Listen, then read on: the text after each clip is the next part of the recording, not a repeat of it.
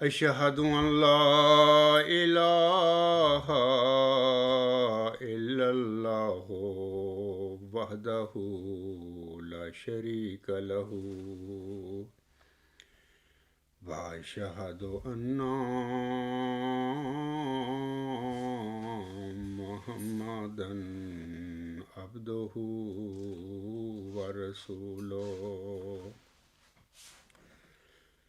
أما بعد فأعوذ بالله من الشيطان الرجيم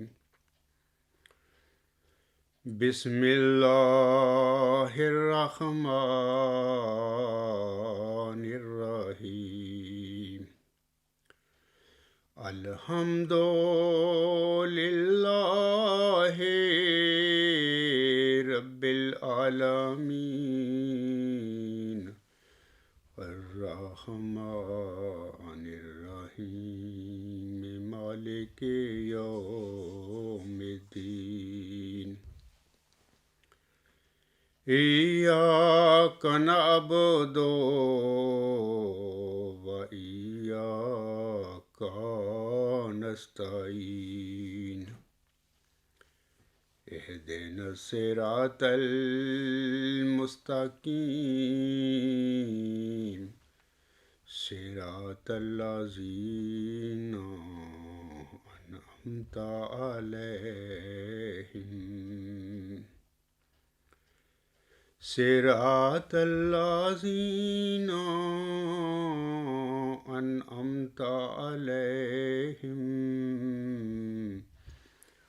غير المغضوب عليهم ولا الضالين وقاتلوا في سبيل الله الذين يقاتلونكم ولا تعتدوا إن الله لا يحب المعتدين واقتلوهم حيث ثقفتموهم وأخرجوهم من حيث أخرجوكم والفتنة أشد من القتل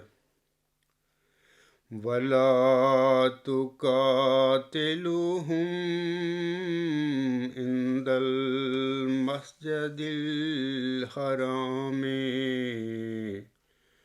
حتى يقاتلوكم فيه فإن قتلوكم فاقتلوهم كذلك جزاء الكافرين فإن انتهوا فإن الله غفور رحيم وقاتلوهم حتى لا تكون فتنة ويكون الدين لله فإن انتهوا فلا عدوان إلا على الظالمين۔ یہ سورۃ البقرہ کی آیت نمبر 191 سے 194 تک 4 آیات ہیں۔ ان آیات میں اللہ تعالیٰ فرماتا ہے اپنے مومن بندوں کو مخاطب کر کے، اور اللہ کی راہ میں ان لوگوں سے جنگ کرو جو تم سے جنگ کرتے ہیں، اور زیادتی نہ کرو، یقیناً اللہ زیادتی کرنے والوں کو پسند نہیں کرتا۔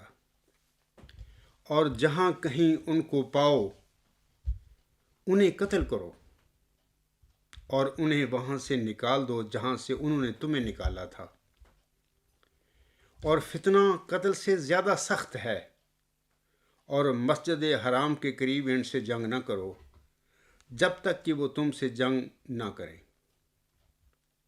پھر اگر وہ تم سے جنگ کریں تو تم بھی انہیں قتل کرو، ان کافروں کا یہی بدلہ ہے۔ پھر اگر وہ باز آ جائیں تو اللہ یقیناً بہت بخشنے والا، بہت رحم کرنے والا ہے۔ اور ان سے قتال کرتے رہو یہاں تک کہ فتنہ و فساد باقی نہ رہے، اور دین اللہ کے لیے ہو جائے۔ پھر اگر وہ باز آ جائیں تو ظالموں کے سوا کسی اور پر سختی جائز نہیں۔ سامعین کرام، بالعموم بانی اسلام حضرت محمد مصطفیٰ احمد مجتبیٰ صلی اللہ علیہ وسلم پر یہ الزام لگایا جاتا ہے کہ انہوں نے تلوار کے ساتھ دین اسلام کو پھیلایا تھا۔ میں آپ لوگوں کو بتانا چاہتا ہوں کہ ہمارے پیارے نبی صلی اللہ علیہ وسلم نے ساری زندگی دفاعی جنگیں لڑی تھی۔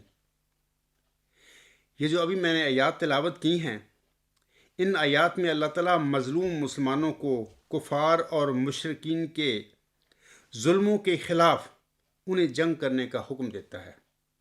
یعنی جب منکرین یعنی کفار اور مشرک جو ہیں مسلمانوں پر ظلم کریں، ان کو قتل کریں، ان کے جان و مال کو نقصان پہنچائیں، تو اللہ تعالیٰ ان آیات میں جو ابھی میں نے تلاوت کی ہیں مسلمانوں کو، مظلوم مسلمانوں کو حکم دیتا ہے کہ وہ ان منکرین کفار اور مشرکین کے خلاف جنگ کریں۔ مخالفین یہ جو الزام لگاتے ہیں جس کا بھی میں نے ذکر کیا ہے کہ وہ اسلام تلوار سے پھیلا، یہ سب بے بنیاد ایک جھوٹ ہے۔ جو بانی اسلام کے متعلق کافر جو ہیں یا مشرکی جو ہیں یہ جھوٹ بولتے رہتے ہیں ہمیشہ، حالانکہ ایسی کوئی بات نہیں۔ جیسے کہ ابھی میں نے بتایا ہے کہ ہمیشہ بانی اسلام حضرت محمد مصطفیٰ احمد مجتبیٰ صلی اللہ علیہ وسلم نے دفاعی جنگیں لڑی ہیں۔ جب مکے کے مشرکین جو ہیں، جو کافر جو تھے، آنسم پر ظلم کرتے تھے، آپ کے پیروکاروں پر ظلم کرتے تھے، ان کی جان، ان کو قتل کرتے تھے، نقصان پہنچاتے تھے، ان کا مال چھینتے تھے، ہر طرح کے ظلم اور زیادتیاں کرتے تھے، تو پھر نبی پاک صلی اللہ علیہ وسلم نے انہی آیات میں یہ جو میں نے پڑھی ہیں، اللہ نے حکم دیا ہے اپنے پیارے نبی صلی اللہ علیہ وسلم کو بھی اور مسلمانوں کو بھی کہ اس قسم کے ظالموں کے خلاف اپنے دفاع میں تم بھی جنگ کرو۔ وہ مخالفین سامعین کرام جو مسلمانوں کو ایمان بدلنے پر مجبور کریں یا علاقہ اور زمین چھوڑنے پر مجبور کریں، ان سے اللہ تعالیٰ مظلوم مسلمانوں کو جنگ کرنے کا حکم دیتا ہے۔ ان آیات کا یہ جو ابھی میں نے تلاوت کی ہیں یہ ترجمہ ہے، اور ان کا یہی خلاصہ ہے کہ اللہ تعالیٰ نے پھر مسلمان مظلوموں کو بھی، مسلمان مومنوں کو بھی پھر ظالموں کے خلاف جنگ کرنے کا حکم دیا ہے۔ ہندوستان پر سامعین کرام قبضے کے بعد انگریزوں نے اسے یعنی ہندوستان کو سینکڑوں ریاستوں میں تقسیم کر کے وہاں پر راجے اور مہاراجے مقرر کر دیے تھے۔ یہ 1947 سے پہلے کی باتیں ہیں، جب انہوں نے سلطنت جو مغلیہ تھی اس کو شکست دے کر پورے بر صغیر پر قبضہ کر لیا تھا۔ تو انگریزوں نے وہاں پر ریاستیں بنا کر ان کے راجے اور مہاراجے مقرر کر دیے۔ 1947 میں بر صغیر چھوٹی بڑی 565 ریاستوں میں تقسیم تھا، اور یہ ساری ریاستیں انگریزوں کے مطیع تھیں۔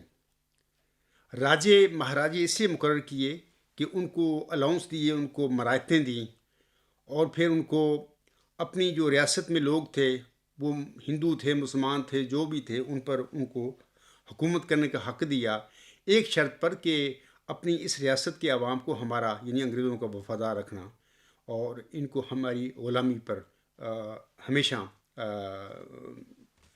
ہماری غلامی پر ان کو قائم رہنے دینا، یعنی غلامی پر یہ ہمیشہ قائم رہے. تو اس وجہ سے انگریزوں کی غلامی کا ہمیشہ دن رات وہ راجے اور مہاراجے جو اپنی عوام کو درس دیتے تھے، اور اس کے صلہ میں انگریزوں سے وہ اپنے وظیفے مراعات اور پاتے تھے. 1947 کی تقسیم کے وقت ان راجوں کو جب پتہ چلا کہ یہ تو ایک انگریز چھوڑ کر جا رہے ہیں ہندوستان، اب یہ ہندوستان تو ایک قوم کے طور پر یا دو قوموں کے طور پر یہ آزاد ہو جائے گا، تو ہماری ریاستیں، ہماری حکومتیں کہاں جائیں گی؟ تو انہوں نے بہت شور مچایا. پٹیالہ میں یہ سارے راجے مہاراجے اکٹھے ہو کر انہوں نے پروگرام بنایا کہ ہمیں جو وائس رائے ہے لارڈ ماؤنٹ بیٹن، اس سے ہمیں شکوہ کرنا چاہیے کہ یہ ہم نہیں قبول کرتے، اور ہمیں حق دیا جائے کہ ہماری جو ریاستیں ہیں اسی طرح تمہارے یعنی انگریزوں کے جانے کے بعد بھی برقرار رہیں. اسی وجہ سے شروع میں سامعین کرام ماؤنٹ بیٹن جو آخری وائس رائے تھا انگریزوں کا ہندوستان کے لیے، اس کا خیال تھا یا اس کا یہ پلان تھا کہ بر صغیر کو 10-12 خود مختار ریاستوں میں تقسیم کر کے ہم ہندوستان کو یعنی بر صغیر کو آزاد کریں. لیکن جواہر لال نہرو کو یہ بات قطعاً پسند نہ تھی. جب انہوں نے اپنا پلان نہرو کے آگے رکھا تو نہرو نے اس پلان کو یعنی 10-12 ریاستوں میں، آزاد مختار ریاستوں میں ہندوستان کو بر صغیر کو تقسیم کرنے کا جو لارڈ ماؤنٹ بیٹن کا پلان تھا اس کو رد کیا. میں اسے پسند نہیں کرتا، یہ تو غلط ہے. کیونکہ جواہر لال نہرو اولاً تو ہندوستان کی ایک ہی قومی ریاست کے طور پر آزادی چاہتا تھا. یعنی جو ہندوستان ہے آپ لوگ اس کو چھوڑ جائیں، آزاد کر جائیں، یہاں پر ایک ہی حکومت بنے. تو یہ تو ان کا اولاً یہ خیال تھا. لیکن وہ یہ بھی سمجھتا تھا کہ اگر ایسا ممکن نہ ہو تو پھر وہ تقسیم کر کے تو پھر وہ دو قومی مسلم لیگ کے مطالبے کے مطابق، دو قومی نظریے کے مطابق ہندوستان کی 2 آزاد ریاستوں میں تقسیم چاہتا تھا جواہر لال نہرو. یہ تو نہرو کی خواہش تھی، اور نہرو چونکہ لارڈ ماؤنٹ بیٹن کا دوست بھی تھا، اور اس طرح سردار پٹیل جو تھا وہ لیڈر تھا کانگریس کا صدر بھی تھا، تو یہ لارڈ ماؤنٹ بیٹن ان کا دوست بھی تھا، ان کے زیر اثر بھی تھا. کشمیری عوام سامعین کرام، آرٹیکل کشمیر پر اس وقت راجہ ہری سنگھ جو تھا، لیفٹنٹ جنرل تھا، وہ اس کی حکومت تھی. لیفٹنٹ جنرل راجہ ہری سنگھ نے جب مجبوراً جموں کشمیر کا ہندوستان کے ساتھ الحاق کیا تھا تو اس کی کچھ شرائط تھیں. اس نے کچھ شرطوں پر اپنی جو ان کی مسلمان آبادی تھی کشمیر کی، وہ ساری تقریباً 90% مسلمان تھے لوگ، ان کے زیر اثر یا ان کے دباؤ میں ہندوستان سے الحاق تو ضرور کیا مجبوری کے ساتھ، لیکن کچھ شرائط رکھیں. میں چاہتا ہوں کہ ان شرائط کا یہاں پر ذکر کر کے سامعین کو سنا دوں. سامعین کرام، کشمیری عوام کی اکثریت، جن کی اکثریت جو مسلمان آبادی پر مشتمل تھی، اس عوام نے آرٹیکل نمبر 370 اور 35A کے ساتھ ریاست جموں کشمیر کا راجہ ہری سنگھ کے ذریعے ہندوستان کے ساتھ الحاق کیا تھا. یہ 1947 کی باتیں ہیں جب بر صغیر کی تقسیم ہوئی تھی. اور سیکنڈ ورلڈ وار کے بعد انگریزوں نے دوران جنگ یہ وعدہ کر لیا تھا کہ اگر ہم کامیاب ہو گئے، دوسری عالمی جنگ جیت گئے تو ہم ہندوستان کو آزادی دے دیں. تو یہ 2 آرٹیکل جو ہیں 370 اور 35A کے جو شرائط تھیں یا آرٹیکلز تھے، ان کے ساتھ راجہ ہری سنگھ کے ذریعے مسلم جو آبادی تھی 90% کشمیر کی، انہوں نے ہندوستان کے ساتھ الحاق کیا تھا. یہ جو آرٹیکل ہیں، جہاں تک آرٹیکل 370 کا تعلق ہے سامعین کرام، تو اس ضمن میں گزارش ہے کہ 1947 میں کشمیر کا ہندوستان کے ساتھ الحاق آرٹیکل 370 کے تحت ہوا تھا، یہ جو ابھی میں نے بتایا آپ لوگوں کو. اس آرٹیکل کے تحت خزانہ دفاع، خارجہ امور اور مواصلات کے علاوہ باقی امور میں قوانین بنانے میں جموں کشمیر ہندوستانی آئین سے آزاد تھا. اس آرٹیکل کے تحت جموں کشمیر کو اپنا الگ آئین بنانے اور اپنا الگ جھنڈا رکھنے کا حق دیا گیا، یعنی آرٹیکل 370 کے تحت. اسی آرٹیکل کے تحت کشمیر سے باہر کے ہندوستانی شہری کشمیر میں جائیداد وغیرہ بھی نہیں خرید سکتے تھے. اس کا مطلب یہ تھا کشمیریوں کو ہندوستانی قوانین سے الگ اپنے قوانین کے تحت زندگی گزارنے کا حق دیا گیا تھا. اس آرٹیکل نمبر جو 370 ہے اس کے مطابق. دوسرا آرٹیکل جو ہے وہ ہے 35A. جہاں تک آرٹیکل 35A کا تعلق ہے، یہ آرٹیکل یعنی 35A 1954 میں صدارتی حکم کے ذریعے نافذ کیا گیا تھا تاکہ ہندوستانی آئین کے آرٹیکل 370 کے تحت پرانی شرائط پر جموں کشمیر کا ہندوستان کے ساتھ الحاق رہے. آرٹیکل 35A انڈین کشمیر کی قانون ساز اسمبلی کو اپنے شہریوں کی تعریف و توضیح کا حق دیتا ہے. مزید برآں آرٹیکل 35A کشمیر سے باہر کے لوگوں کو کشمیر میں مستقل رہائش اختیار کرنے، وہاں زمینیں خریدنے، لوکل حکومت کے عہدے حاصل کرنے اور تعلیم کے حصول کے لیے وظائف حاصل کرنے سے بھی منع کرتا ہے. اس آرٹیکل کے تحت اگر کوئی کشمیری لڑکی کشمیر سے باہر کسی غیر کشمیری لڑکے سے شادی کرتی ہے تو یہ آرٹیکل اس کشمیری لڑکی اور اس کے بچوں کو بھی کشمیر میں جائیداد کے حقوق سے محروم کر دیتا ہے، اور یہ بھی کہ ان قوانین کو جموں کشمیر کی ریاستی قانون ساز اسمبلی کی اجازت کے بغیر بدلا نہیں جائے گا. یہ تو دو آرٹیکل تھے جن کے ذریعے کشمیر کی مسلم آبادی جو اکثریت میں تھی، 90% لوگ مسلمان تھے، انہوں نے راجہ ہری سنگھ کے ذریعے انہی دونوں آرٹیکل کے ذریعے 1947 میں پھر ہندوستان سے یہ ایک الحاق کیا تھا. جہاں تک سامعین کرام راجہ ہری سنگھ کا تعلق ہے، اس سلسلے میں آپ کو تھوڑا سا بتا دیتا ہوں.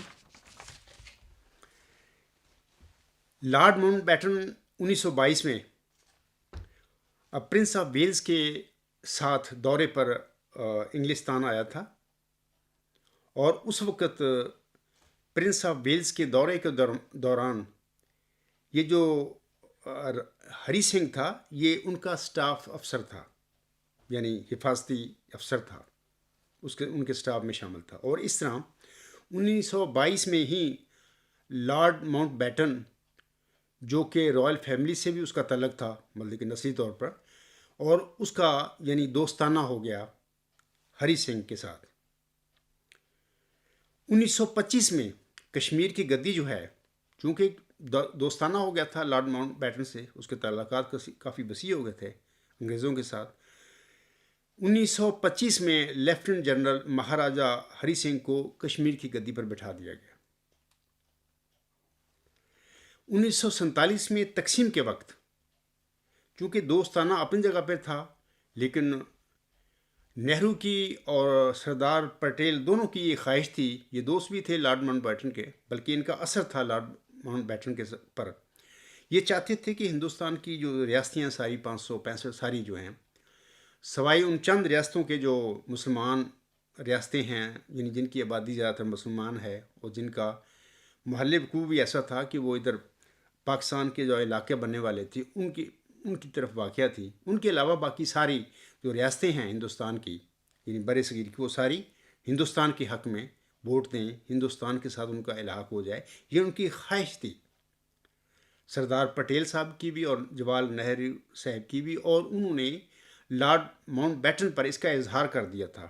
اور لارڈ ماؤنٹ بیٹن چونکہ ان کا دوست تھا اور ان کے گھریلو تعلقات تھے ان دونوں پولیٹیشین کے ساتھ، تو وہ چاہتا تھا لارڈ ماؤنٹ بیٹن بھی کہ کسی طریقے نہ میں اپنے دوستوں کو راضی کر لوں.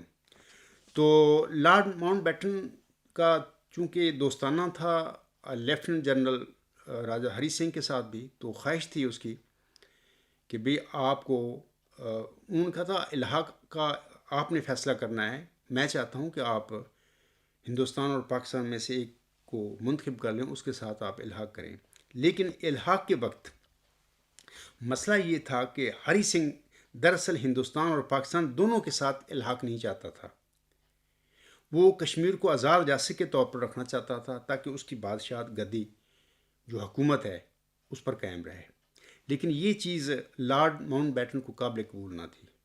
وہ چاہتا تھا کہ ہر صورت آپ کو یا ہندوستان کے ساتھ الحاق کرنا ہے یا پاکستان کے ساتھ الحاق کرنا ہے. یہ تو راجہ ہری سنگھ کی مختصری کہانی ہے. تو اس کے بعد سامعین کرام میں آپ لوگوں کو بتانا چاہتا ہوں کہ 1947 میں پھر راجہ ہری سنگھ نے مجبوراً اس الحاق پر دستخط کر دیے جس میں کشمیر کو، جموں کشمیر کو ہندوستان کے ساتھ ملا دیا گیا. یہ مجبوری کا اس کا سائن تھے یا ایک اس کی طرف سے اجازت تھی، کیونکہ وہ مجبور تھا، وہ انکار نہیں کر سکتا تھا. لیکن ابھی میں نے ان آرٹیکلز کو آپ لوگوں کے آگے پڑھ کر سنایا ہے کہ یہ جو دونوں آرٹیکل ہیں 370 اور 35 سے، ان شرائط پر ان آرٹیکل کے ذریعے راجہ ہری سنگھ نے جموں کشمیر کا الحاق ہندوستان کے ساتھ کیا تھا. اور یہ اس وجہ سے تھا کیونکہ کشمیر کی آبادی 90% مسلمان تھی اور مسلمانوں کے دباؤ میں راجہ ہری سنگھ مجبور تھا کہ اس قسم کی شرائط کے ساتھ ہندوستان کے ساتھ وہ الحاق کرتا.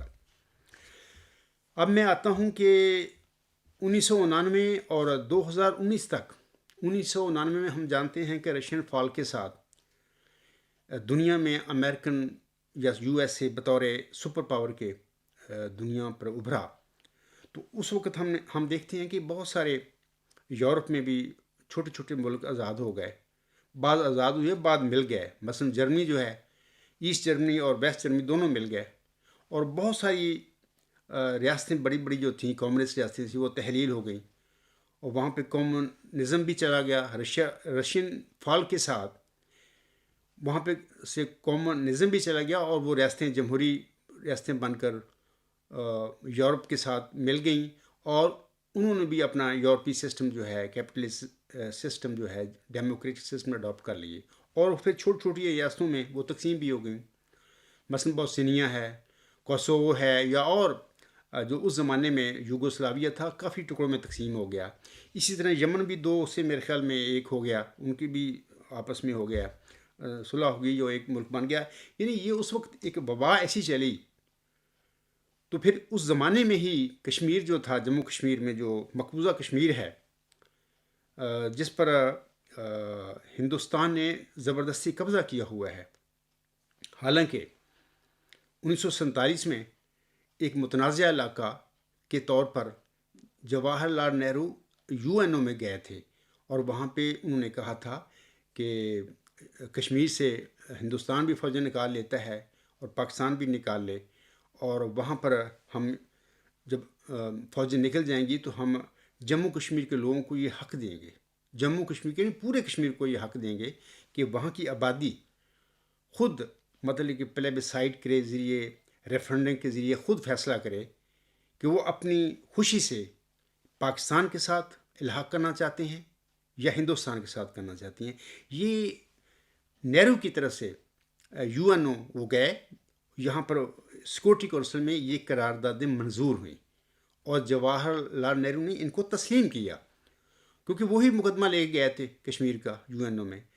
تو اس کے بعد پھر آہستہ آہستہ وہ نہرو صاحب بھی بھول گئے اپنی قراردادوں کو. انہوں نے طاقت کے ساتھ اپنا یہ جو ساری قراردادیں وہیں پہ رہ گئیں اور اپنی سیاسی رنگ میں ان سے کشمیر پر قبضہ کو اپنا پکا کرنا شروع کر دیا اور کشمیریوں کو یہ جو ریفرنڈم کا استصواب رائے کا حق ہے، یہ آج تک، یعنی 72 سال ہو گئے، آج تک نہیں دیا. اور اسی لیے عام طور پر جموں کشمیر جو ہے، اس کے علاقے کو مقبوضہ کشمیر کہا جاتا ہے کہ انڈیا نے اس پر زبردستی قبضہ کیا ہوا ہے.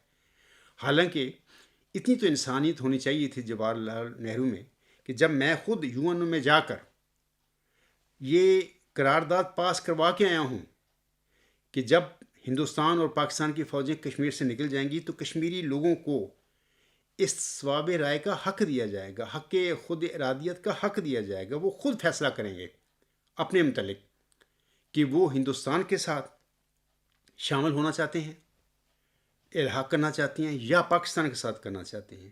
لیکن اس کے بعد پھر وہ نہرو صاحب تھے، وہ مکر گئے، مطلب ان چیزوں سے وہ پیچھے ہٹنا شروع ہو گیا. انہوں نے پھر کشمیریوں پر قبضہ کے ساتھ ہی ان کو اپنے کے ساتھ یہ کچھ رعایتیں دیں. 35 سے ہے، یہ 1954 میں پھر صدارتی حکم کے ذریعے نافذ کیا گیا، یہ مان لیں. لیکن وہ کشمیریوں کو بطور خاص، جموں اور کشمیر کے لوگوں کو، لداخ کے لوگوں کو یہ استصواب رائے کا حق خود ارادی کا دینے کے لیے وہ تیار نہ ہوا. تو اس کے بعد وہ فوت ہو گیا، غالباً 1965 میں فوت ہوا ہے یا 1964 میں بار.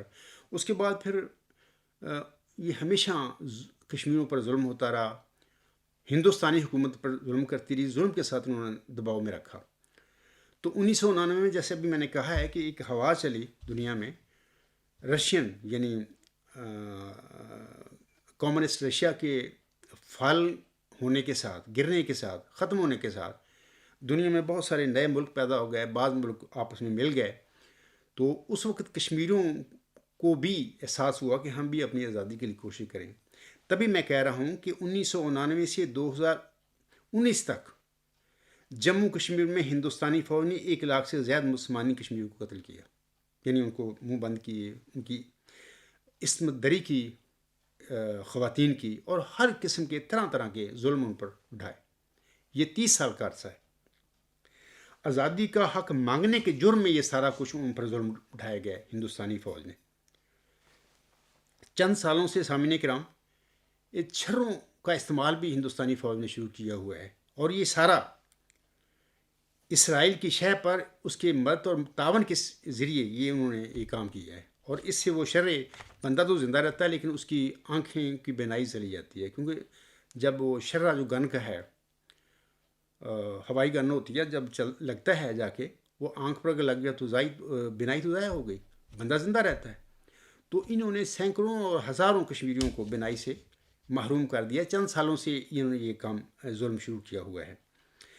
مودی صاحب جو ہیں وہ اسرائیل کی مدد اور تعاون سے جموں کشمیر کے الحاق کی شرائط کو ختم کر کے اسے فلسطین کی طرح ایک ایسا علاقہ بنانا چاہتے ہیں کہ جہاں پر سارے ہندوستان سے ہندوستانی ہندو لوگ بھی آ کے جائیدادیں خریدیں، وہاں پہ رہائش اختیار کریں. اور اس طرح مقصد یہ اس لیے ہے کیا چاہتا ہے، یہ سارا آئیڈیا اسرائیل نے دیا ہوا ہے کہ اس طرح جو مسلمانوں کی اکثریت ہے، جب بہت سارے ہندو آ کے آباد ہو جائیں گے لاکھوں کی تعداد میں، تو یہ مسلمانوں کی اکثریت جو اقلیت میں بدل جائے گی. یعنی یہ ایک طریقہ، ایک فراڈ ہے مودی صاحب کا، جو اس نے مطلب کہ شد و مت سے شروع کیا ہوا ہے. اور جب سے وہ برسر اقتدار آیا ہے، غالباً پچھلے 2014 میں پہلی دفعہ وہ برسر اقتدار آیا تھا، اس کا پہلا ٹرنور اسی کام میں گزرا. اب دوبارہ پھر اس نے اکثریت حاصل کر کے پھر دوبارہ اس کا دوسری ٹرنور شروع ہو گئی ہے. تو وہ اپنے اس مشن پر کہ میں وہ 370 جو ہے آرٹیکل جو ہے، اور 35A ہے جو آرٹیکل ہے جس کے ساتھ راجہ ہری سنگھ نے جموں کشمیر یا کشمیر کا الحاق کیا ہے ہندوستان کے ساتھ، وہ میں ختم کر کے آزاد کر دوں، اور ایسا کر دوں ریاست کے جہاں پر ہندو بھی آ کے جائیدادیں خریدیں، زمین خریدیں اور سیٹل ہو جائیں. اور یہ مقصد اس کا یہ ہے کہ اس طرح مسلمانوں کی جو اکثریت ہے وہ اقلیت میں بدل جائے. سامعین کرام، علاوہ اس کے میں آپ لوگوں کو بتانا چاہتا ہوں کہ جو مودی جو ہیں یہ ہٹلر کی نازی پارٹی کی پالیسیوں پر بھی عمل پیرا ہیں.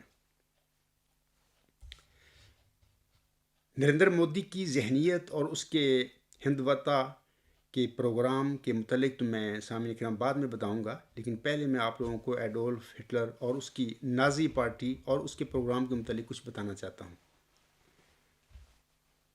ایڈولف ہٹلر جو تھا یہ آسٹریا میں پیدا ہوا. اس کے ماں باپ بڑے غریب تھے، اس کا بچپن بڑی غربت میں گزرا، اور پھر 1913 میں یہ میونخ آیا، جرمنی میونخ چلا آیا.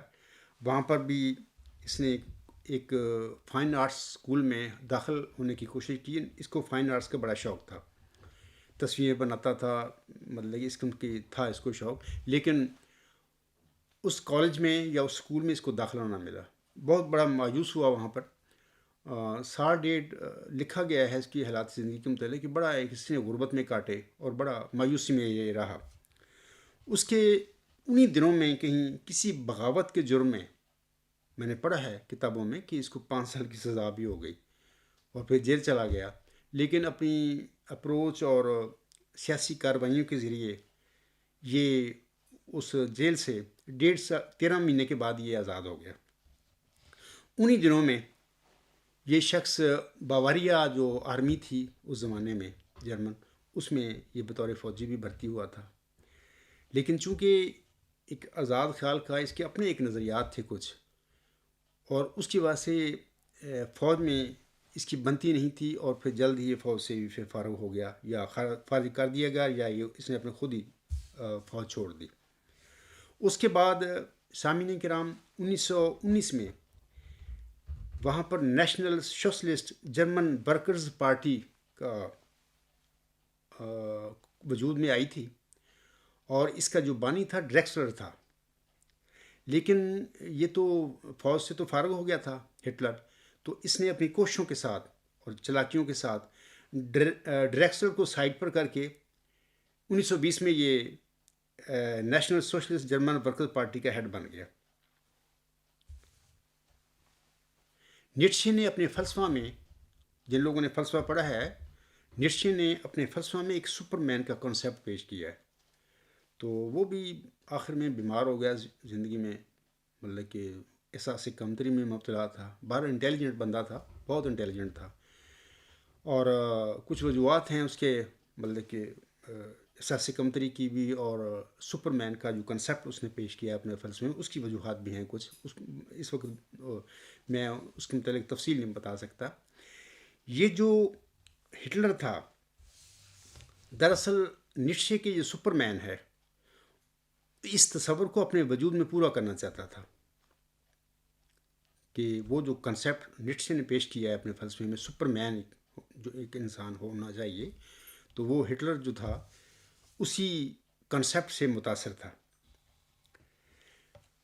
نازی پارٹی کے مطابق سامعین کرام، آریائی جرمن قوم کو اعلیٰ ترین قوم اور ان کے قائد کو غلطیوں سے مبرہ تسلیم کیا گیا یا تصور کیا گیا تھا اس زمانے میں۔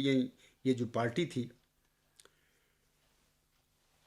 National socialist German workers party تھی، تو انہوں نے یہ اپنے اصول بنائے ہوئے تھے، اس میں سے یہ اصول تھا ایک، اور علاوہ اس کے ان کے عزائم میں سر فہرست عظیم جرمن سلطنت کا قیام اور جرمنی کے دشمنوں جو کہ یہودی اور کمیونسٹ تھے ان کا خاتمہ بھی ان کے مد نظر تھا کہ ان کو ختم کر دیا جائے، کیونکہ یہ جرمن قوم کے یہ دشمن ہیں۔ اور ایڈولف ہٹلر کو بچپن سے ہی یہودیوں سے بڑی خار تھی، پتہ نہیں کوئی ان کا نفسیاتی مسئلہ تھا یا کیا وجہ تھی، کوئی ایسا واقعہ اس کے ساتھ ہو گیا، کسی یہودی نے اس کے ساتھ زیادتی کی ہوگی، بہرحال اس کی شعور میں یہ چیز بیٹھ گئی کہ یہ بڑے ظالم لوگ ہیں یہودی، تو وہ بچپن سے ہی ان کا دشمن تھا، اور جب یہ اقتدار میں آیا تو اس نے چن چن کر یہودیوں کو قتل کیا۔ ایڈولف ہٹلر نے اپنی کتاب میری جد و جہد یعنی مائن کمف 1923 میں غالباً جین میں ہی لکھی تھی، مختصر سی کتاب ہے۔ 1934 یا 1933 میں یہ ایڈولف ہٹلر جو ہے جرمنی کا چانسلر بن گیا۔ 1939 میں اس نے پولینڈ پر حملہ کر کے عالمی جنگ نمبر 2 کا آغاز کر دیا، یعنی سیکنڈ ورلڈ وار کا اس نے آغاز کر دیا۔ 6 سالہ جنگ میں سامعین اکرام 7 کروڑ انسان ہلاک ہوئے تھے، یعنی تاریخ انسانیت میں یا تاریخ ہیومن ہسٹری میں سیکنڈ ورلڈ وار ڈیڈلیسٹ وار یعنی مہلک ترین وار گنی جاتی ہے۔ اس میں 7 کروڑ انسان ہلاک ہوئے تھے۔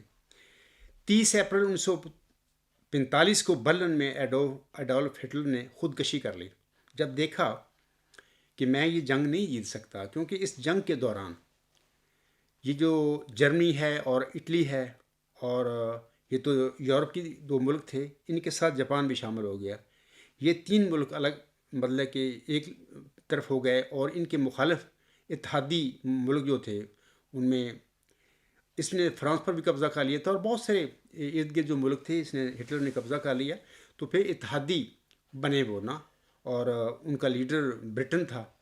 برٹن، فرانس اور رشیا پر بھی اس نے حملہ کر دیا ہٹلر نے. تو یہ اتحادی ملک تھے، ان کی اور جرمن، اٹلی اور جاپان کے درمیان لڑائی شروع ہو گئی.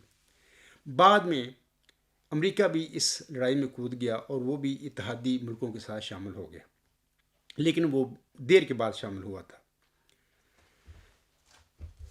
جہاں تک دوسری جنگ عظیم کی ہلاکتیں ابھی میں نے بتایا ہے آپ لوگوں کو کہ 7 کروڑ اس جنگ میں لوگ ہلاک ہوئے تھے، اور یہ 1939 سے 1945 تک یعنی 6 سال لڑی جاتی رہی.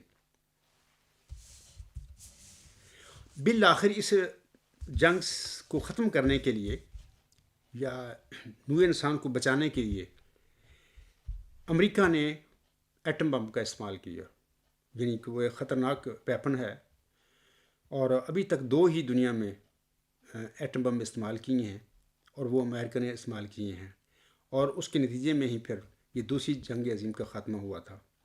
اور اتحادی جو فوجیں ہیں وہ ادھر یورپ میں جرمنی پر حملہ آور تھیں، اور اس وقت برلن جرمنی گورنمنٹ کا یا ہٹلر کا وہ دارالحکومت تھا. تو رشین آرمی، برٹن آرمی، باقی جو ملک تھے ان کی آرمی پھر برلن کی طرف ان کی افواج جا رہی تھیں. تو انہی دنوں میں پھر امریکہ نے ادھر پھر جاپان بھی اس لڑائی میں تھا، اور اس نے پھر امریکہ پر بھی حملے کرنے شروع کر دیے. غالباً پرل ہاربر پر بھی اس نے تباہ کن حملے جاپان نے کیے تھے. بہرحال یہ مجھے سمجھ نہیں آتی بعض اوقات، یہ لڑائی تو یورپ کی تھی، جاپان کیسے اس میں شامل ہو گیا. تو بہرحال پھر امریکہ نے اس جنگ کو ختم کرنے کے لیے پھر یہ خطرناک ترین جو ہتھیار ہے اس وقت باقی ملکوں کے پاس نہیں تھا، یہ صرف امریکہ نے بنایا تھا. امریکہ میں بنا تھا، اور بنانے والا بھی آئنسٹائن کی ایک مشہور مساوات ہے E=c². اس کے نتیجے میں، کیونکہ آئنسٹائن بھی جرمن تھا نا، وہ بھی ہٹلر کے ڈر سے بھاگا تھا ادھر جرمنی سے، اور بھی بہت سارے سائنٹسٹ چلے گئے امریکہ وغیرہ، انہوں نے مل کر پھر یہ اس خطرناک ویپن کو ایجاد کیا. اور پھر امریکہ نے اس خطرناک ہتھیار کو استعمال کر کے دوسری جنگ کو ختم کیا تھا.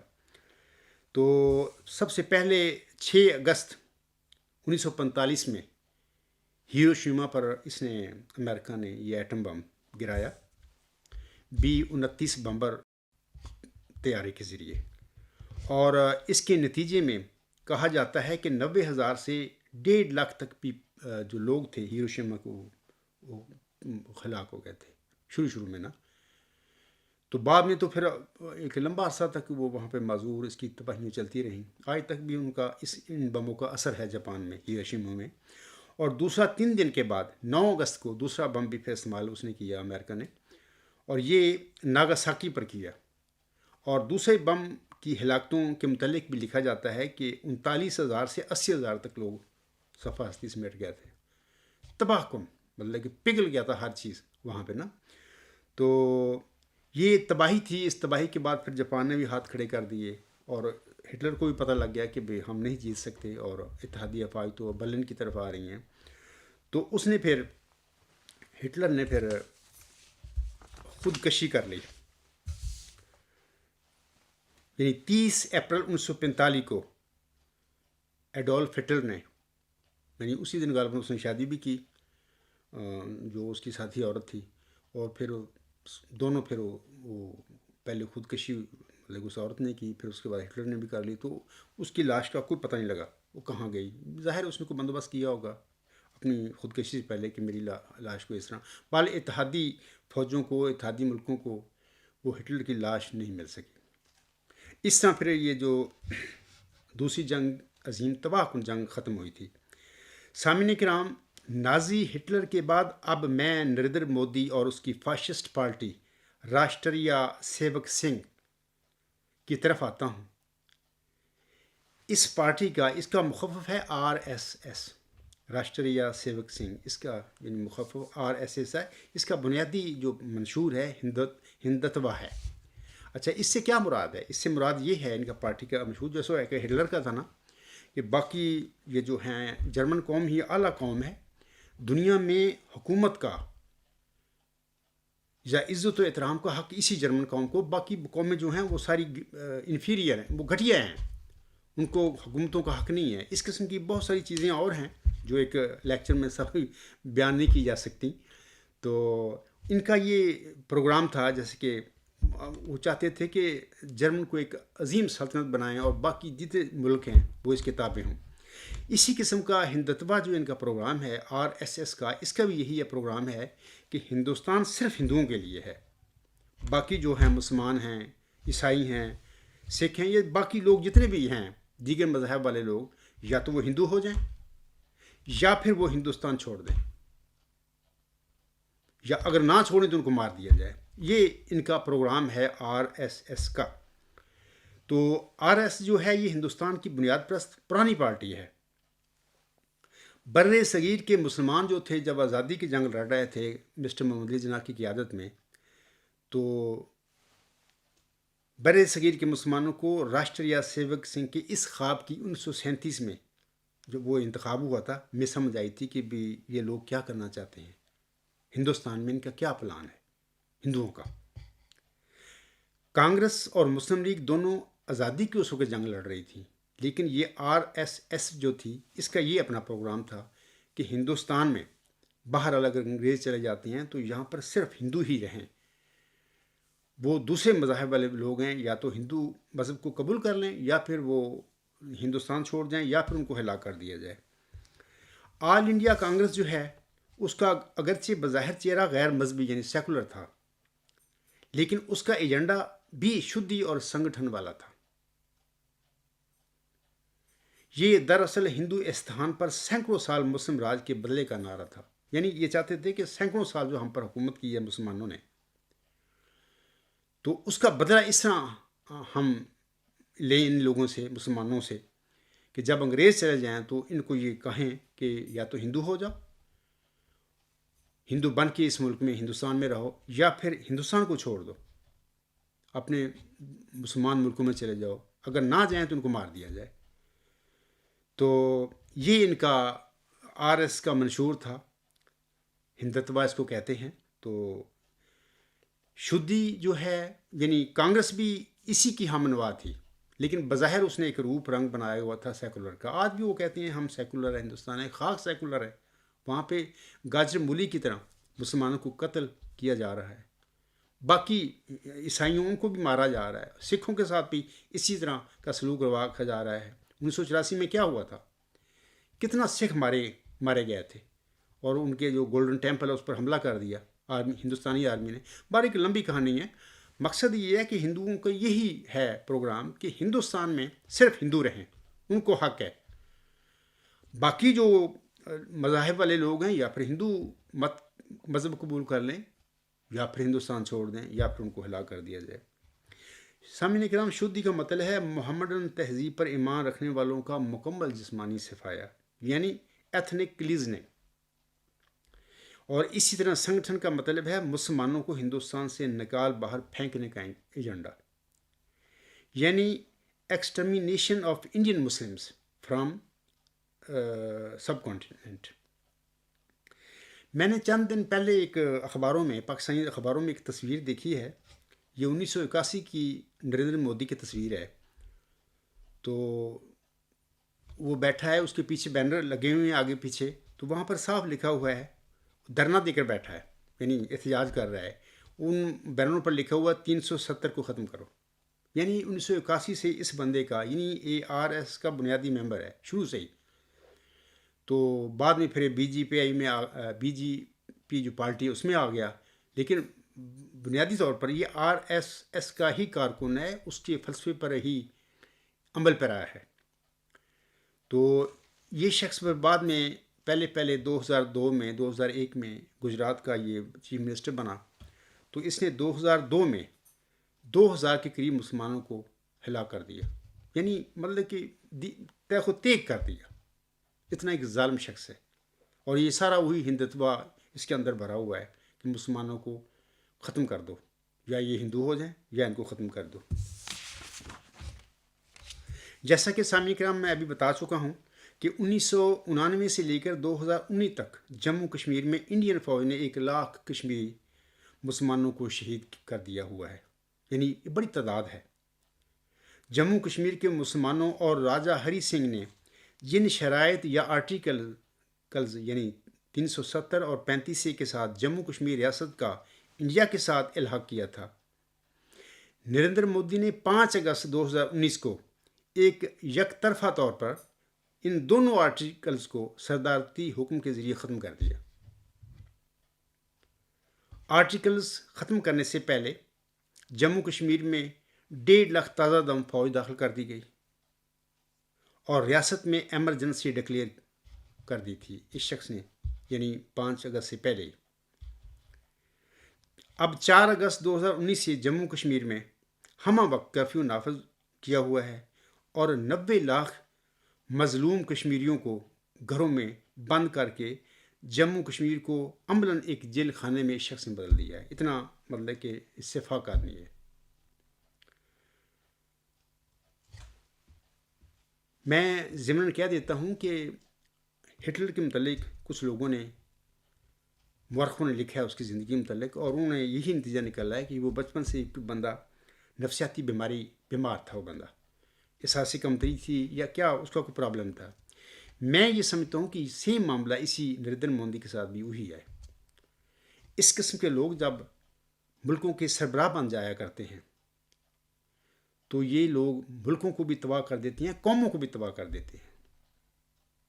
یعنی ہٹلر نے جرمنی کے ساتھ، بڑا عظیم ملک ہے ویسے، میں خود اس کا رہائشی ہوں، اب تو جرمنی وہ جرمنی نہیں ہے، وہ نازی پارٹی کا جرمنی نہیں ہے، اب تو ایک زبردست ایک ترقی یافتہ جرمنی ہے، اور میں سمجھتا ہوں کہ مثالی ملک ہے اور لوگ بھی مثالی ہیں اور ذہین لوگ ہیں۔ تو اب دیکھو کہ اس شخص نے جرمنی کے ساتھ کیا کیا۔ اتحادی ملکوں نے 2 حصوں میں تقسیم کر دیا، ایسٹ جرمنی اور ویسٹ جرمنی میں، یعنی بڑی تگ و دو کے ذریعے جو سیاستدان بعد میں پھر آئے جرمنی کے، انہوں نے بڑی کوششوں کے ساتھ 1999 میں ایسٹ جرمنی اور ویسٹ جرمنی کو ملایا، یعنی اپنی مصلحت کے ساتھ، سیاسی دانش مندی کے ساتھ۔ اسی طرح میں آپ لوگوں کو کہتا ہوں کہ یہ جو نریندر مودی صاحب ہے یا ہٹلر صاحب تھے، جن ملکوں میں یا جن قوموں میں اس قسم کے ذہنی مریض برسر اقدار آ جاتے ہیں تو ان قوموں کا، ان ملکوں کا بہت برا حال ہوتا ہے ان کے اقدار کے بعد، کیونکہ یہ ملکوں کو ٹکڑے ٹکڑے کر دیتی ہیں۔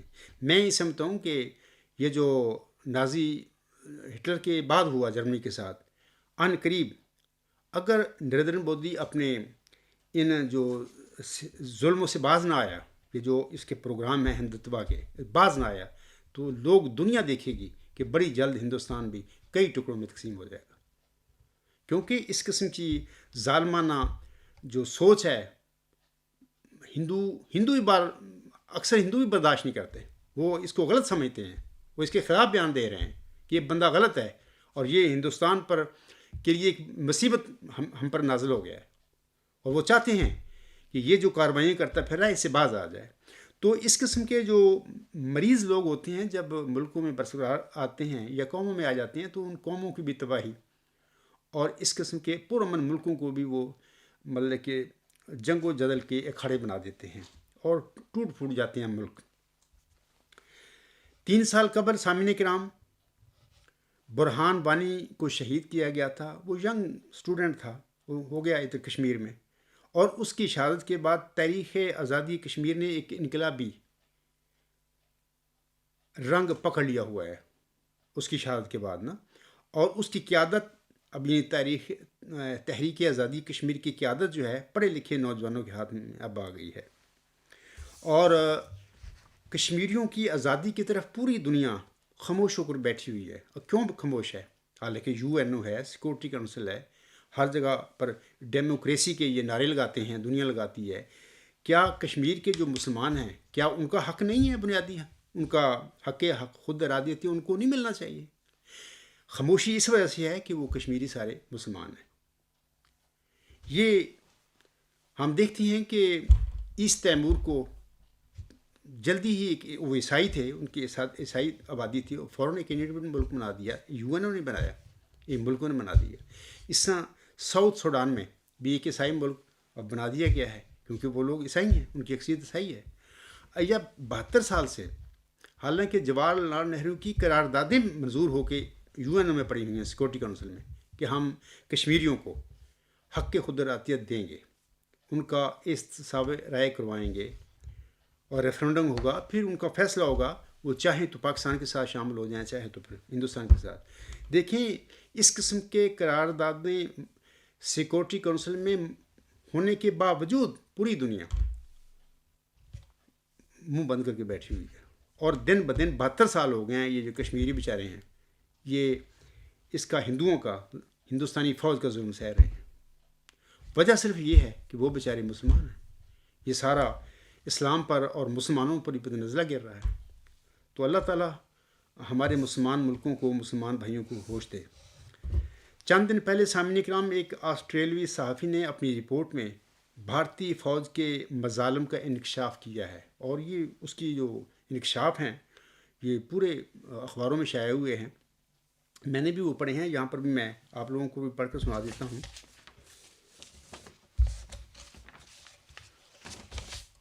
بقول صحافی، یہ جو رپورٹ ہے اس کی پاکستانی اخباروں میں بھی چھپی ہے۔ بقول صحافی، اس صحافی کا نام ہے سی جے ورلیمن، مقبوضہ کشمیر میں بھارتی فوج کی ظلم و ستم اور قبضے سے متعلق ہوشربا انکشافات وہ صحافی منظر عام پر لے کر آیا ہے۔ مڈل ایسٹ آئی اور بائی لائنز کے کالم نگار نے بھارتی قبضے کے تحت کشمیر میں زندگی کے عنوان سے اعداد و شمار سوشل میڈیا پر شیئر کر دیے۔ ان اعداد و شمار کے مطابق وادی میں ہر 10 کشمیریوں پر ایک بھارتی فوجی تعینات ہے۔ ظاہر ہے کہ 9 لاکھ فوج ہے، اور 9 ملین کشمیری ہیں بیچارے، جیل خانہ بنا ہوا ہے، تو 9 ملین جو لوگ ہوتے ہیں ان پر اگر 9 لاکھ فوج لگا دی جائے تو ہر 10 بندے پر ایک فوجی آ جاتا ہے۔ اس کی حساب ہے اس نے لگایا۔ آگے لکھتا ہے، وہ 6000 سے زیادہ نامعلوم قبریں یا اجتماعی قبریں دریافت ہو چکی ہیں، جن کے بارے میں کہا جاتا ہے کہ یہ ان لوگوں کی قبریں ہیں جنہیں بھارتی فورسز نے غائب کیا تھا۔ بھارتی فوج نے 80,000 سے زائد کشمیری بچوں سے ان کے والدین چھین لیے۔ اعداد و شمار میں بتایا گیا کہ مسلسل ظلم و ستم اور تناؤ کے باعث 49% بالغ کشمیری PTSD نامی دماغی مرض کا شکار ہو چکے ہیں، یعنی ہر وقت خوف میں رہنے سے یہ مرض لاحق ہو جاتی ہے۔ کشمیر دنیا کے ان سب سے بڑے متنازع علاقوں میں شامل ہے، وہ صحافی لکھتا ہے، جہاں سیکورٹی اہلکاروں کے ہاتھوں خواتین کی عصمت دری کی شرح سب سے زیادہ ہے۔ وہ صحافی بتاتا ہے کہ گرفتار کیے گئے زیادہ تر افراد کو تشدد کا نشانہ بنایا گیا، اور بھارتی فوج سے تشدد کو ہتھیار کے طور پر استعمال کر رہی ہے جموں کشمیر میں۔ مقبوضہ کشمیر میں 7,000 سے زیادہ زیر حراست ہلاکتیں بھی ہو چکی ہیں۔ بقول صحافی کے سی جے ورلیمن کے مطابق مقبوضہ کشمیر سے متعلق اقوام متحدہ کی 18 قراردادیں موجود ہیں، اور کشمیر کو متنازع علاقہ تسلیم کیا گیا ہے، لیکن UN اور سیکورٹی کونسل کی آنکھ بند ہے۔ کیا یہ انصاف ہے؟ کیا یہ UN دنیا کو انصاف دے گی؟ ہرگز نہیں۔ یہ چند ملکوں کی، وہ 5 ملک ہیں جن کے پاس ویٹو پاور ہے، ان کی اجارہ داری کی ایک یونین ہے، یہ ایک اتحاد ہے ان کی ایک انجمن بنائی ہوئی ہے، اور کچھ بھی نہیں ہے۔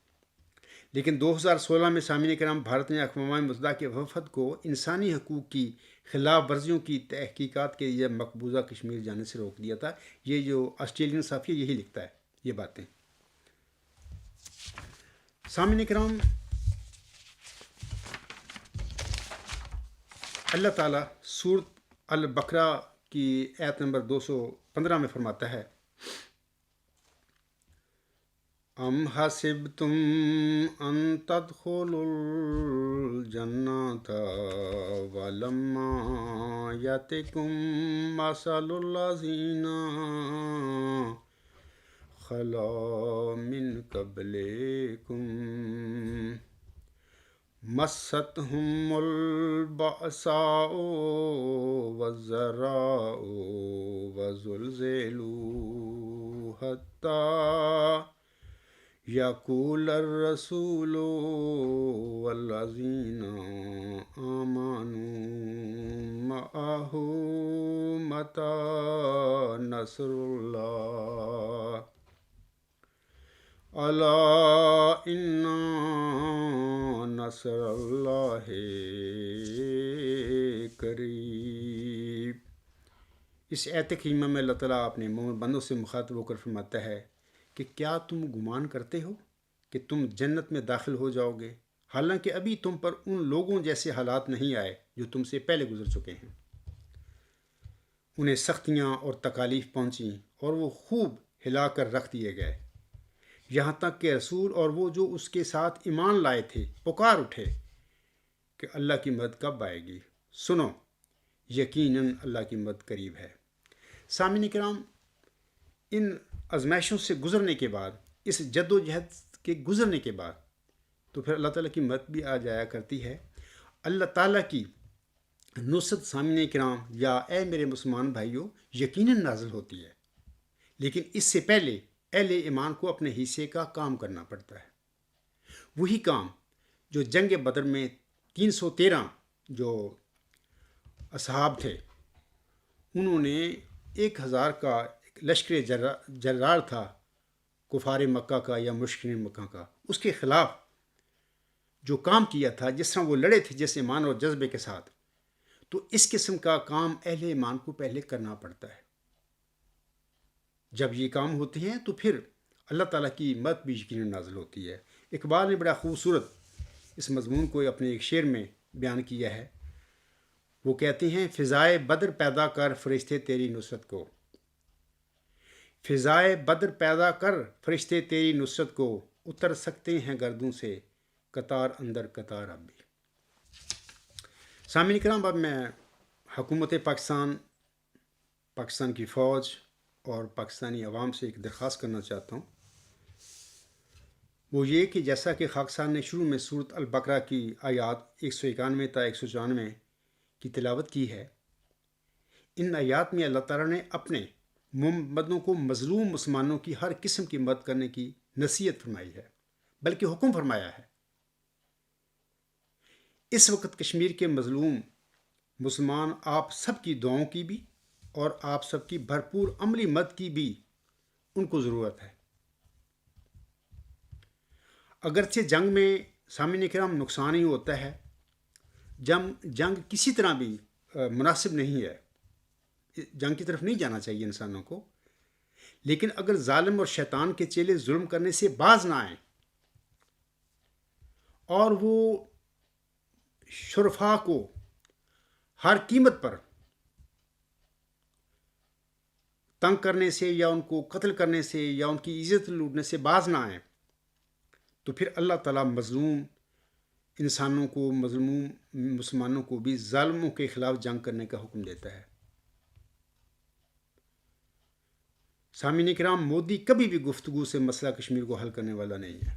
آپ یاد رکھیں، یہ بات میں آپ کو بتا رہا ہوں، ہو ہی نہیں سکتا کہ یہ بندہ سفارتی ذرائع کے ذریعے یا گفتگو مسئلہ کشمیر کے متعلق ثالثی کے ذریعے یہ بندہ اس کی طرف آ جائے، کیونکہ یہ ہٹلر کی مثیل لگتا ہے مجھے۔ مظلوم کشمیریوں کی رستگاری کے لیے پاکستانی حکومت، پاکستانی فوج اور عوام جاہر ہندوستان کے خلاف ایک بھرپور اور ایک فیصلہ کن جنگ کرنی ہوگی، یعنی پاکستانی عوام کو، پاکستانی فوج کو یہ جاہر ہندوستان کے خلاف کشمیریوں کی رستگاری کے لیے یہ ضروری ہے، ایک بھرپور اور ایک فیصلہ کن جنگ انہیں لڑنی پڑے گی۔ اس کے علاوہ ممکن نہیں ہے کہ مودی اور اس کا ہندوستانی فوج جموں کشمیر کے جو مظلوم محکوم کشمیری ہیں بیچارے، جن کا بنیادی حق ہے، حق خود ارادیت کا، ان کو کبھی وہ آزاد نہیں کرنے والے، رستگاری دینے والے نہیں ہیں، گفتگو کے ذریعے، مذاکرات کے ذریعے، ثالثی کے ذریعے وغیرہ وغیرہ۔ میں کامل یقین رکھتا ہوں سامعین کرام کہ جب جنگ شروع ہو جائے گی تو بڑی جلدی یو این او اور بڑی طاقتیں بیچ میں پڑ کر اقوام متحدہ کی منظور شدہ قراردادوں کی روشنی میں مسئلہ کشمیر کو حل کرنے میں دیر نہیں لگائیں گی. وہ پھر حل ان کو کرنا پڑے گا، کیونکہ اس وقت دونوں ہندوستان اور پاکستان ایٹمی پاورز ہیں. اور یہ اگر جنگ بڑھتی ہے تو صرف برصغیر کوئلہ نہیں بنے گا، بلکہ پوری دنیا پر اس جنگ کا اثر پڑے گا، اور اربوں لوگ تو ویسے ہی ہلاک ہو جائیں گے، اور جو موسم ہے دنیا کا وہ بدل جائے گا. بعض لوگ تو کہتے ہیں کہ اگر چند اٹامک بم بھی چل گئے تو 10 سال تک یہ اتنا سرد موسم ہو جائے گا کہ یہاں پر سورج کی روشنی نہیں صحیح طریقے آئے گی، کہ اتنا دھواں، یعنی اربوں ٹن دھواں اوپر چلا جائے گا جو سورج کی شعاؤں کو روک دے گا. یعنی یہ ہلاکت ہے انسانوں کے لیے. اور خوراک جو ہے وہ بہت کم پیدا ہوگی. کچھ لوگ تو جنگ میں لوگ مر جائیں گے، اور کچھ لوگ خوراک کی کمی کی وجہ سے مر جائیں گے، اور پھر طرح طرح کی بیماریاں پیدا ہوں گی جن کا علاج کوئی نہیں لوگوں کو، جن کے علاج کے لیے ڈاکٹروں کو پتہ نہیں ہوگا بھی اس کا کیسے علاج کرنا ہے. تو یہ جو جنگ ہے، اگر نریندر مودی ہوش کے ناخن لے اور یو این او بھی ہوش کے ناخن لے کہ یہ بڑا خطرناک، یہ فلیش پوائنٹ ہے، نیوکلیر فلیش پوائنٹ ہے اس وقت کشمیر جو ہے. ان کو چاہیے کہ مسلمانوں کے تعصب کی وجہ سے اس خطرناک جو پوائنٹ ہے، فلیش پوائنٹ ہے، اس کی طرف یہ جو انہوں نے رویہ اپنایا ہوا ہے کہ توجہ نہیں کرنی، مسلمان ہی ہیں نا، مرتے رہیں، یہ بڑا خطرناک ہوگا دنیا کے لیے. یہ صرف اس سے برصغیر تباہ نہیں ہوگا، بلکہ اربوں جو آبادی ہے دنیا کی وہ ختم ہو جائے گی، اور پوری دنیا متاثر ہوگی اس نیوکلیر وار سے.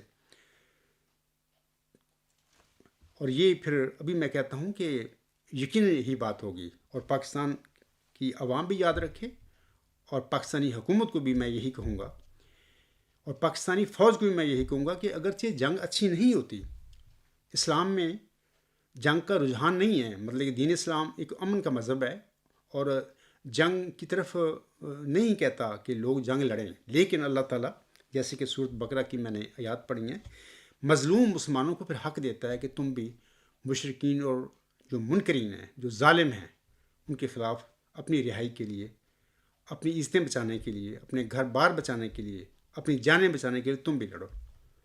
تو یہ نبی پاک صلی اللہ علیہ وسلم نے پھر دفاعی جنگیں لڑی ہیں اپنی زندگی میں.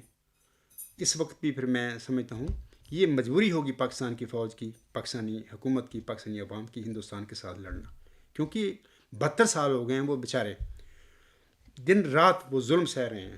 ہندوستانی فوج کا کشمیری، ان کا کیا قصور ہے؟ کیا وہ انسان نہیں ہے؟ کیا جمہوریت صرف امریکہ کے لیے، یورپ کے لیے ہے؟ کیا ان کا حق نہیں ہے کہ ان کو بھی یہ بنیادی حق ملنا چاہیے؟ یہ government of the people, by the people, for the people, ان کا حق ہے. وہ چاہیں تو پاکستان میں شامل ہو، اس کے ساتھ الحاق کریں، وہ چاہیں تو ہندوستان کے ساتھ کریں، ان کا حق ہے بنیادی، ان کو حق ملنا چاہیے. یہ جو یو این او بنی ہوئی ہے یہ ظالم ہے. یہ میں کہہ رہا ہوں کہ چند ملک ہیں 5 ویٹو پاور والے، یہ مطلب کہ ان کی مطلب کہ اجارہ داری ہے دنیا پر. یہ یو این او کبھی بھی کمزوروں کو انصاف نہیں دے سکتی، نام کی یہ یو این او ہے. بہرحال جنگ کے بغیر سامعین کرام یہ کشمیر کا جو مسئلہ ہے کبھی حل نہیں ہوگا.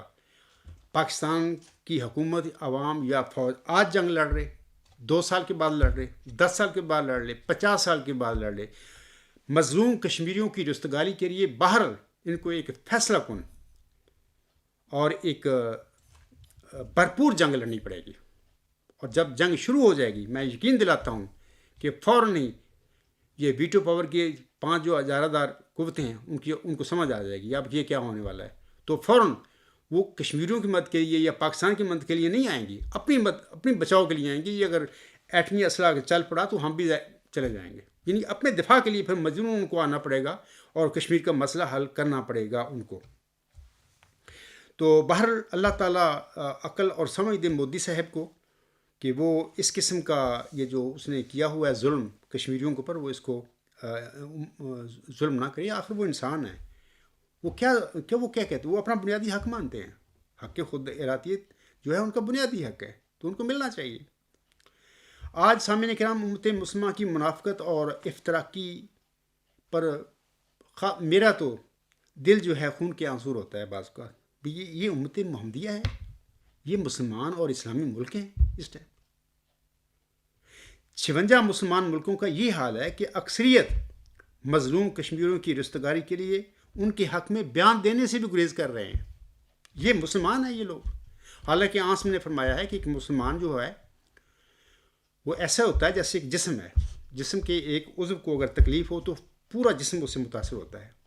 ایسے ہی اگر کسی ایک مسلمان کو یا کسی ایک مسلمان ملک میں مسلمانوں کو تکلیف ہو رہی ہو، اگر وہ واقعی سارے باقی مسلمان ملک ہیں تو ان سب کو تکلیف ہونی چاہیے. اس تکلیف کی ان کو پر اثر ہونا چاہیے کہ ہمارے بھائیوں کے ساتھ یہ ظلم ہو رہا ہے. لیکن دیکھو اس وقت حال یہ ہے امت محمدیہ کا یا 56 مسلمانوں کا کہ وہ مظلوم مقہور بیچارے کشمیریوں کی رستگاری کے لیے ان کے حق میں ایک بیان دینے کے لیے بھی تیار نہیں ہے. ان کی رستگاری کے لیے بھئی ان کو حق خود ارادیت ملنا چاہیے، یا ہندوستان کو جو یو این او میں قراردادیں جواہر لال نہرو نے پاس کروائی ہیں ان کے مطابق کشمیریوں کو حق ملنا چاہیے. یہ بھی وہ کہنے کے لیے تیار نہیں ہے. اپنے دنیاوی مفادات، یہ سارا مسئلہ ہے. اب سوال یہ ہے کہ کیا اسلامی ملک یہ جو ہیں سارے یہ مسلمان ملک ہیں؟ ہرگز نہیں. یہ دنیا دار اور دنیا پرست، دنیا حاصل کرنے والے یہ لوگ ہیں. یعنی ہم کہہ سکتے ہیں یہ دنیا پرست لوگ ہیں، نام کے مسلمان ہیں، جنہوں نے اپنی اخروی زندگی کو بلا دیا ہوا ہے. آج امت محمدیہ کا یہ حال ہے سامعین کرام کہ اسلامی ملکوں کے منافق سربراہوں کی کرتوتوں کی وجہ سے یہ جو امت کا جو حال ہے سارا، عام مسلمان غریب بیچارہ وہ تو مر رہا ہے ان منافق سربراہوں کی وجہ سے. میں کسی ملک کا نام نہیں لیتا، لیکن بعض ملک ایسے بھی ہیں جن کے سربراہ بڑے دیانتدار ہیں، وہ مسلمانوں کا درد بھی رکھتے ہیں اپنے اندر، لیکن وہ چند ہیں، وہ کیا کریں بیچارے. اور ان میں جو ملک ہیں ایسے، ان کی اپنی اقتصادی طاقت، معیشت کمزور ہے، یا کسی کے پاس فوجی طاقت نہیں ہے. بہرحال بعض ایسے ملک ہیں جن کے سربراہ واقعی صحیح جذبہ بھی رکھتے ہیں امت محمدیہ کے دفاع کا اور مسلمانوں کی مدد کا، لیکن وہ بیچارے اکثریت کے آگے وہ چپ ہیں، وہ کچھ کر نہیں سکتے. سامعین کرام، اپنے اس لیکچر کے آخر پر میں منور بدایونی کے چند اشعار پیش کرنا چاہتا ہوں.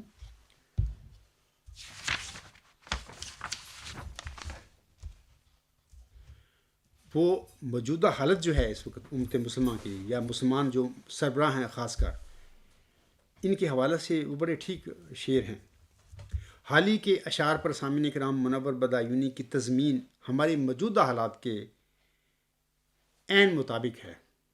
یہ جو موجودہ حالت جو مسلمان ملکوں کے منافق سربراہوں نے بنائی ہوئی ہے، میں ان کو ذمہ دار قرار دیتا ہوں. عام مسلمان تو بیچارہ اس کو نہ 3 میں نہ 13 میں بیچارہ ان کا کیا ہے. یہ سارا جو بگاڑ ہے امت محمدیہ کا، تفریق ہے، افتراق ہے، یہ ان منافق سربراہوں کی وجہ سے ہے. اور یہ جو حال ہی کے اشعار پر منور بدایونی کی تضمین انہی منافق جو سربراہ ہیں انہی کے پیدا کردہ حالات کے عین مطابق ہے. منور بدایونی لکھتے ہیں، چھائی ہوئی عالم پہ قیامت کی گھٹا ہے، چھائی ہوئی عالم پہ قیامت کی گھٹا ہے، بدلی ہوئی دنیا میں زمانے کی ہوا ہے. گردش میں مسلمان ہیں فلک کانپ رہا ہے، غیروں کی شکایت نہیں اپنی ہی خطا ہے. گردش میں مسلمان ہیں فلک کانپ رہا ہے، غیروں کی شکایت نہیں اپنی ہی خطا ہے. اے خاصا اے خاصان رسول وقت دعا ہے، امت پہ تیری آ کے عجب وقت پڑا ہے. کفار کے نرغے میں ہے اسلام کا عالم، کفار کے نرغے میں ہے اسلام کا عالم، جو خاص کا عالم ہے وہی عام کا عالم. ہو مصر کا اردن کا کہ ہو شام کا عالم، ہر صاحب ایمان کے لب پر یہ صدا ہے، ہر صاحب ایمان کے لب پر یہ صدا ہے. اے خاصا اے خاصان رسول وقت دعا ہے، امت پہ تیری آ کے عجب وقت پڑا ہے. سامعین کرام، اس پہ میں اپنا لیکچر ختم کرتا ہوں. وما علینا الا البلاغ. وآخر الدعوانا ان الحمد للہ رب العالمین اولم وآخرم وظاہرم وباطنم هو مولانا نعم المولا و نعم النصیر و نعم الوکیل.